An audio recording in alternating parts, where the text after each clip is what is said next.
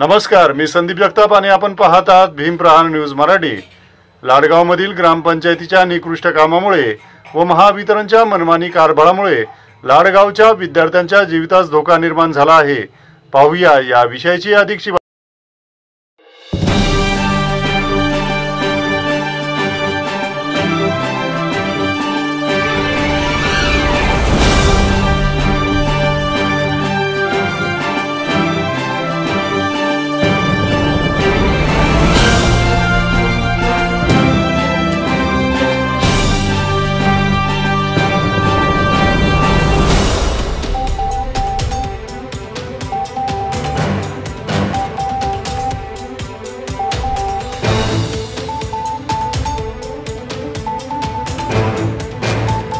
श्रीरामपूर तालुक्यातील निर्मल ग्राम पुरस्कार प्राप्त लाडगावमध्ये ग्रामपंचायत व महावितरणच्या मनमानी कारभारामुळे लाडगावमधील जिल्हा परिषद प्राथमिक शाळेतील विद्यार्थ्यांच्या जीवितास धोका निर्माण झाले असून लाडगाव ग्रामपंचायतकडून शाळेतील आवारात असलेल्या निकृष्ट दर्जाचा ढापा टाकल्यामुळे व शाळेच्या आवारात महावितरणच्या विद्युत वाहिनीच्या उघड्या तारामुळे लाडगावमधील जिल्हा परिषद प्राथमिक शाळेतील विद्यार्थ्यांच्या जीवितास धोका निर्माण झाला असून ग्रामपंचायत व महावितरणकडे अनेकदा तक्रार करूनही दुर्लक्ष केले जात असल्यामुळे ग्रामपंचायत व महावितरणच्या मनमानी कारभारामुळे भविष्यात मोठी दुर्घटना होऊन विद्यार्थ्यांच्या जीवितास धोका निर्माण झाल्याची माहिती लाडगाव ग्रामस्थांनी दिली आहे। जिल्हा परिषद प्राथमिक शाळा लाडगाव येथील शोष खड्डा तुटून साधारणपणे 2 महिने झालेले आहेत।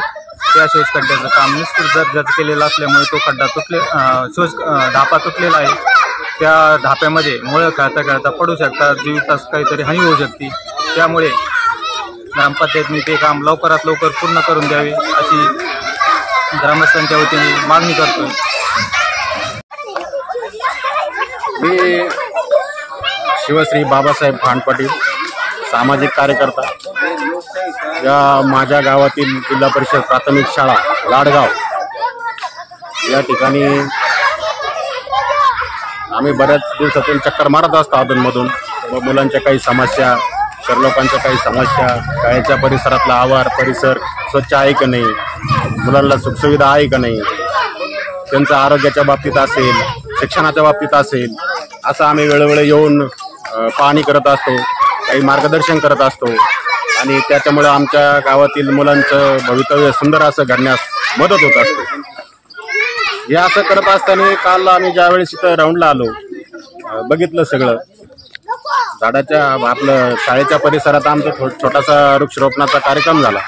त्या निमित्तानं आम्ही काल इथं आलो आणि ते बघितलं असताना मुलं खेळतायत, त्यांचा खेळाचा तास होता आणि मुलं खेळतायत, बागडतायत आणि असंच निरीक्षण करत असताना या तारांकडे बघितलं। तारांकडे बघितल्यानंतर मध्ये 2-3 ठिकाणी तारा एकदम तुटलेले आहेत, सिंगल तारीवर त्या शिल्लक आहेत। त्या कधी तुटतील याचा काही नेम नाही। आता ही आपण बोलत असताना सुद्धा कदाचित जर तुटली, खाली मुलं खेळत असतात, मुलं खेळता जर त्या तुटली तर कदाचित खूप मोठी जीवितहानी या ठिकाणी होण्याची गंभीर अशी शंका आहे आम्हाला। आणि ही समस्या गेल्या सरांना विचारलं तर सरांनी ही समस्या गेल्या 2 वर्षापासून 3 वर्षापासून आम्ही वितरण कंपनीला वेळोवेळी जाऊन सांगितलेलं आहे, वेळोवेळी निवेदन पण सरांनी दिलेले आहेत।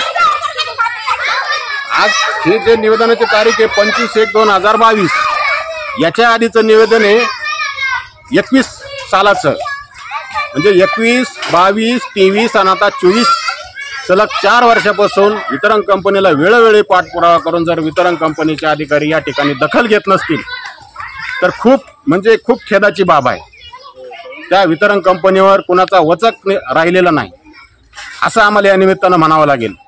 आणि म्हणून आमची एक माफक इच्छा, एक सामाजिक कार्यकर्ता म्हणून माझी तळमळीनं त्या वितरण कंपनीच्या अधिकाऱ्याला मी सांगू इच्छितो, या तुमच्या न्यूज चॅनलच्या माध्यमातून या तारी तातडीनं या ठिकाणी दुरुस्त करा, त्या तारी सोडून घ्या, तिथं नवीन काय करायचं ते नवीन तारी टाका, नाही तर नवीन केबल टाका किंवा ही शिफ्टिंग करा।